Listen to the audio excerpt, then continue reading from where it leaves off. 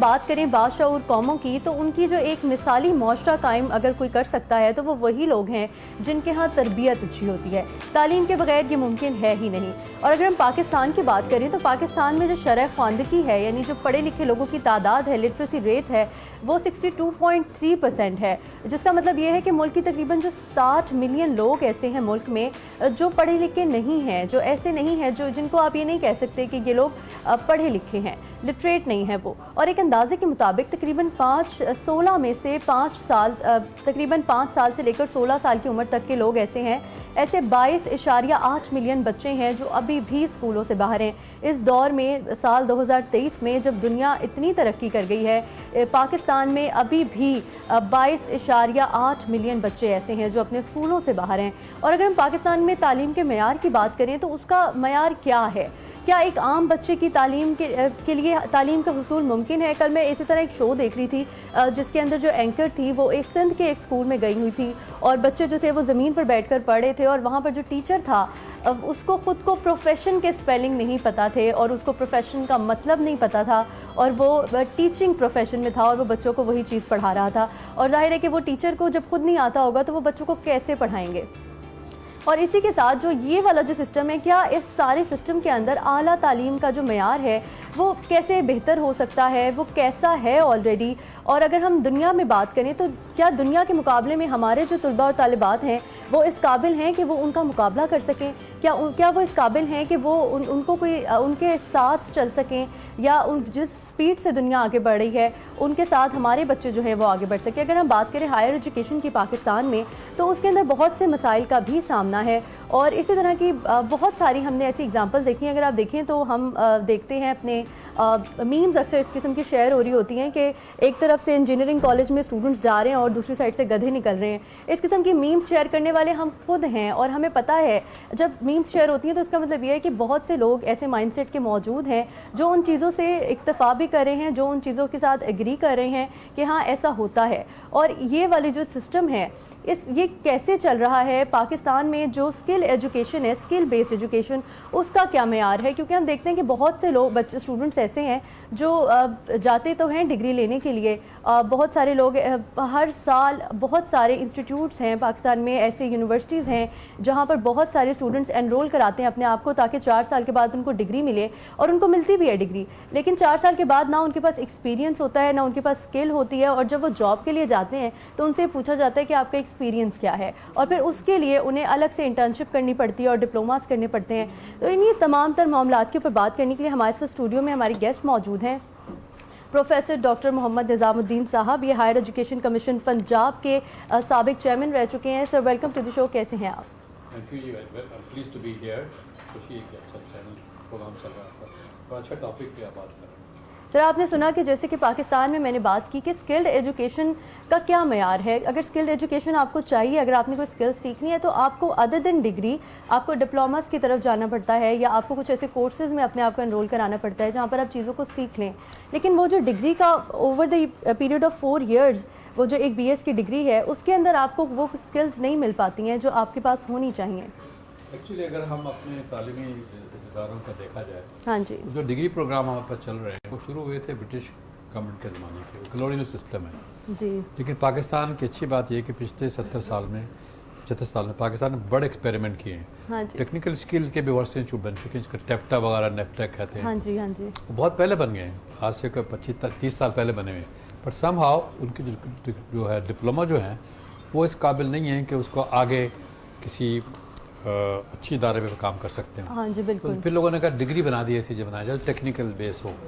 तो बहुत सी डिग्री अब चली है, टेक्नोलॉजी में आ गई, इंजीनियरिंग में आ गई।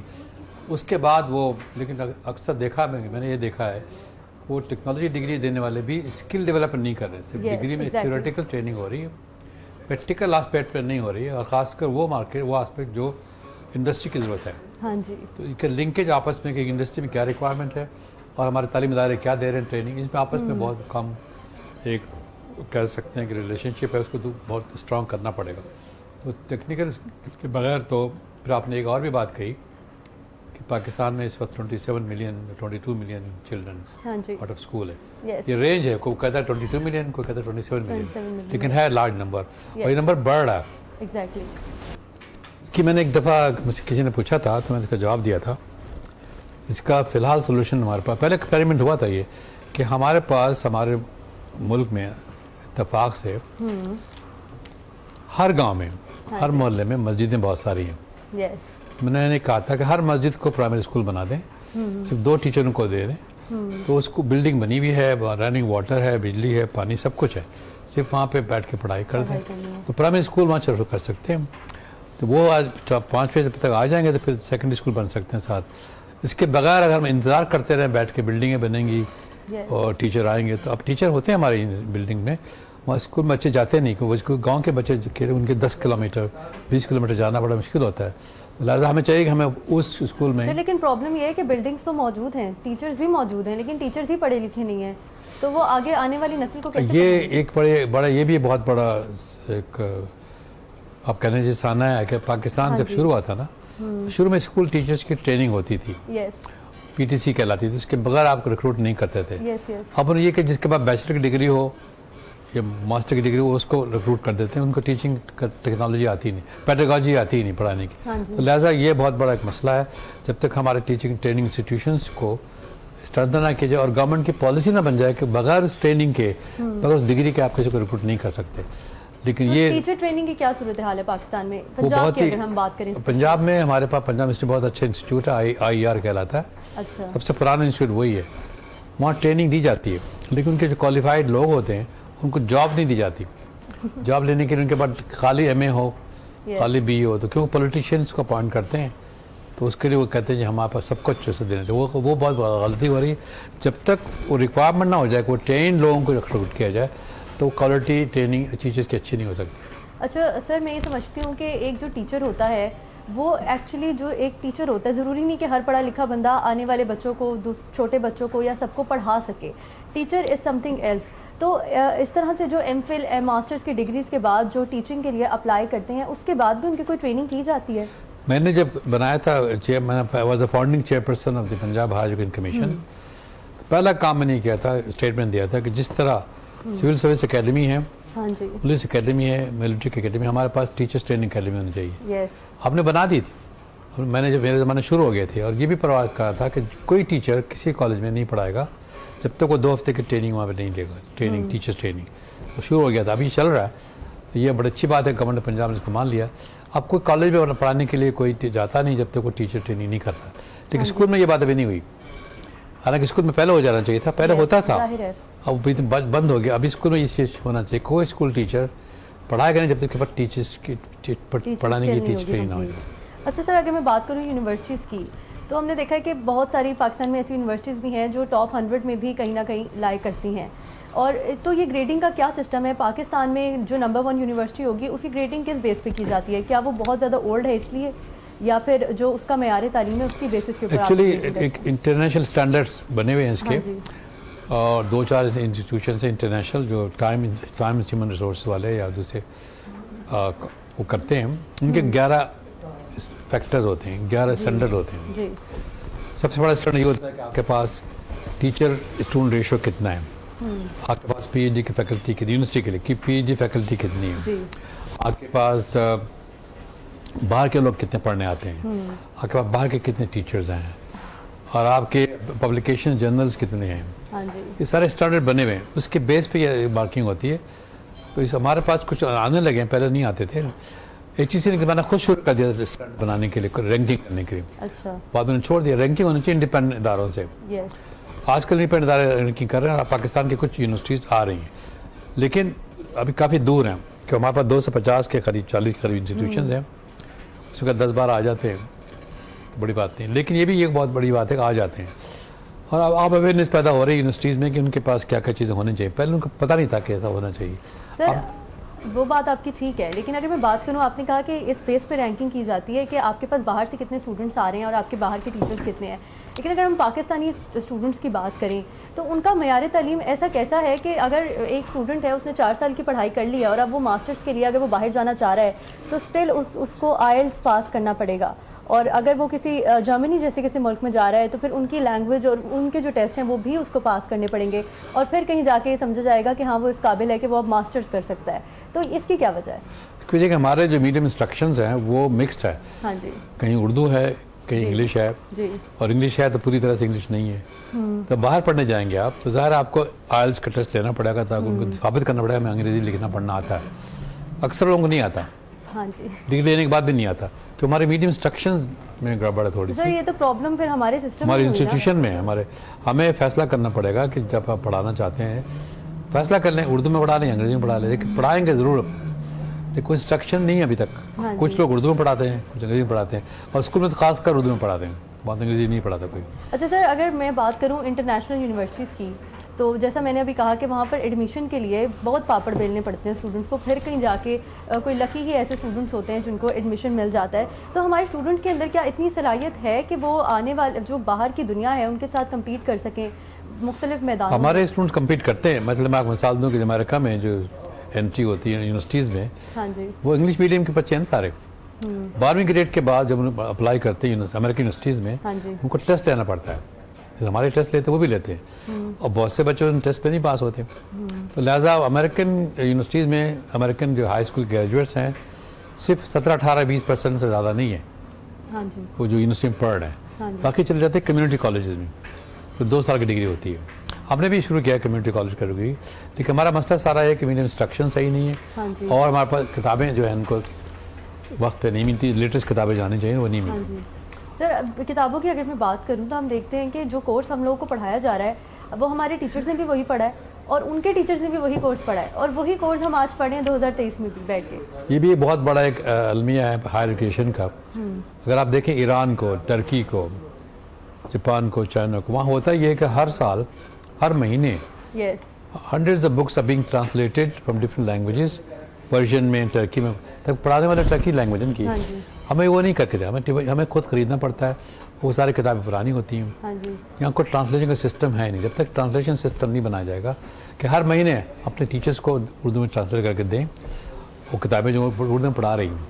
लेकिन हमें ये 2 चीज़ें करनी पड़ेगी। एक तो मीडियम इंस्ट्रक्शन का फैसला करना पड़ेगा कि अंग्रेज़ी होगा नहीं। मेरे ख्याल में अंग्रेज़ी हायर एजुकेशन में अंग्रेज़ी होना चाहिए, कोई इंटरनेशनल लैंग्वेज है, लेकिन कम से कम लोअर लेवल पर उर्दू होना चाहिए। उसमें किताबें नहीं है, करिकुलम भी नहीं है। सिर्फ बच्चों के स्कूलों में करिकुलम है लेकिन कॉलेज में कोई करिकुलम नहीं है, किताबें नहीं मिलती। जब तक ट्रांसलेशन नहीं होगी अच्छी किताबों की और उनको लेटेस्ट टेक्नोलॉजी की किताबें नहीं मिलेंगी तो हमारे तालीमी मेयार अच्छा नहीं हो सकता। तो सर आप क्या समझते हैं कि जो हमारे डिग्री अवार्डिंग इंस्टीट्यूट्स हैं, जैसा आपने कहा कि जब तक किताबें बेहतर नहीं होंगी तब तक हमारा मेयार तालीम बेहतर नहीं होगा, तो ये जो हमारी हायर एजुकेशन वाली जो यूनिवर्सिटीज़ हैं जो आपको एमफिल और पीएचडी की डिग्रीज देती हैं, आप क्या समझते हैं कि उनके अंदर, क्योंकि हर साल नंबर बढ़ रहा है स्टूडेंट्स का जो यूनिवर्सिटी में एंटर करते हैं, लेकिन जो मेयार तालीम है वही मैं बात करूँगी कि वो वही पुराना चल रहा है जो हमारे टीचर्स और फिर उनके टीचर्स ने भी पढ़ा हुआ है और सेम चीज़ हमें पढ़ाई जा रही है। लेकिन कुछ यूनिवर्सिटीज़ में तब्दीली आ रही हैं, कुछ नई यूनिवर्सिटी बनी है जहाँ पर ये ख़ास का ख्याल रखा जा रहा है। हाँ लेकिन by and large you are right कि हमारे पास अभी तक क्वालिटी पे ज़्यादा जोर नहीं है और जो फैसिलिटी होनी चाहिए यूनिवर्सिटी में पढ़ाने के लिए वो भी उस पर जोर नहीं है और पेडागॉजी जो है उनको पढ़ाने के जो तरीके हैं उस पर उसकी ट्रेनिंग भी ज़रूरी है। तो अब ट्रेनिंग अभी शुरू हुई है लेकिन it's long way to go. मेरा ख्याल हर यूनिवर्सिटी में एक ट्रेनिंग सेंटर होना चाहिए, हर कॉलेज में ट्रेनिंग सेंटर होना चाहिए ताकि जितने भी लोग पढ़ रहे हैं वो कंटिन्यूस बेसिस पे, इसको हम कहते हैं कंटिन्यूस प्रोफेशनल डेवलपमेंट, CPD कहते हैं, वो हर हफ्ते हर जगह होना चाहिए। वो नहीं है, वहाँ पर इदारे नहीं बने हुए। जब तक वो इदारे बनेंगे नहीं कॉलेज में, यूनिवर्सिटी में, तो फैकल्टी की डेवलपमेंट सही तरह से होगी नहीं। सर क्या इकदाम ऐसे किए जा रहे हैं कि इस किस्म के इदारे बनाए जाएँ या मेयार तालीम को बेहतर किया जाए, क्योंकि तालीम एक ऐसी चीज़ है जिसके बगैर, जैसा हमने शुरू में भी बात की थी कि माशरा आगे नहीं बढ़ सकता, बहुत बेसिक चीज़ है ये आगे बढ़ने के लिए, तो कुछ किया जा रहा है? हमारे जो मौजूदा गवर्नर साहब हैं जो चांसलर है पंजाब की सारी यूनिवर्सिटीज़ के, उन्होंने बहुत अच्छे इनिशिएटिव लिए हैं। पहले इनिशिएटिव लिए थे कि मरी में एक कॉन्फ्रेंस करवाई, वो PHEC हमारी कमीशन है, पंजाब हाई कमीशन, मिलकर गवर्नर साहब के साथ एक मरी में कॉन्फ्रेंस करवाई, सारे पंजाब के वाइस चांसलर को बुलाया गया।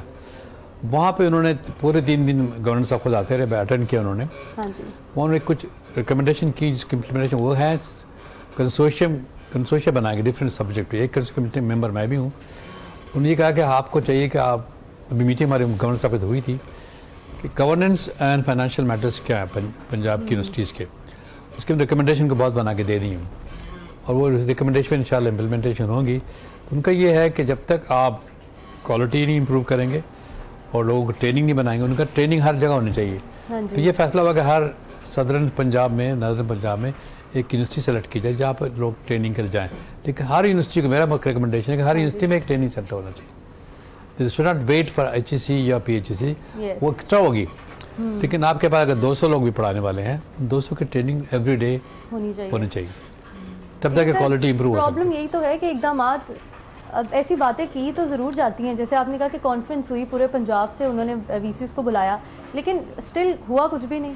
अभी हो रहा, शुरू हो गया, गवर्नर साहब को फॉलो कर रहे हैं। अच्छा, उस मीटिंग ले रहे हैं। उनका ये है कि हम with in short period of time वो ये फैसले कर लेंगे कौन सी यूनिवर्सिटी ट्रेनिंग सेंटर खोलेगी। PHEC जो पंजाब का कमीशन है वो किस तरह से एकेडमी बनाएगा, रेजिडेंशियल एकेडमी फॉर टीचर्स के लिए। और उन्होंने ये भी बताया था कि जो हमारा एफिलेटेड कॉलेजेस है जिसको कोई देखभाल नहीं करता, जो पंजाब की यूनिवर्सिटीज़ करवाती हैं, उसके लिए भी उन्होंने कमेटी बना दी कि सारे बैठ के पैसा किस तरह एफिलेटेड कॉलेज को आप मदद करेंगे, उनकी टीचर्स को ट्रेनिंग करवाएंगे। ये दोनों इक़दाम चल रहे हैं, लेकिन ये कि ये बहुत देर से आया, लेकिन आ रहे हैं।